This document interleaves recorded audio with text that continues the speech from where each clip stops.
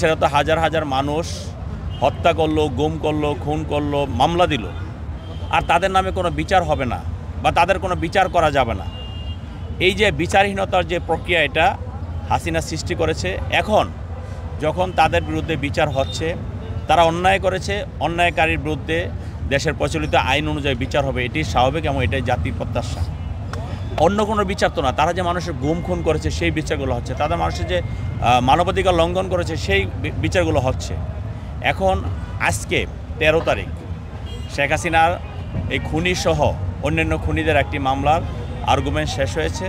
আজকে হয়তো ডেট দিবে যে কবে রায় হবে। এক্সট্রিম মশার কয়েল প্ল্যান্ট ফাইবার দিয়ে তৈরি, তাই সহজে ভাঙে না, সুগন্ধিযুক্ত ও নিরবিচ্ছিন্নভাবে জ্বলে। ডেঙ্গু, চিকুনগুনিয়া বাহি সহ যে কোনো মশার বিরুদ্ধে দেয় এক্সট্রিম সুরক্ষা। সেই কারণে তারা লকডাউন করেছে।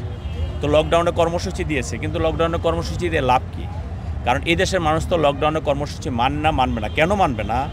যদি শেখ হাসিনার অন্যায়ের বিচার বাংলাদেশের মানুষ চায়, তাহলে তো লকডাউন মানার কোনো প্রশ্নই আসে না।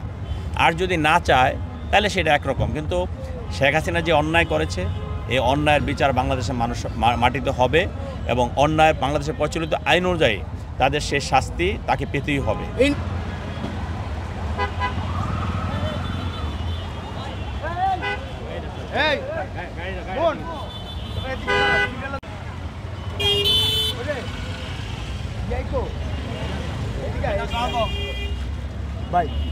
Bye.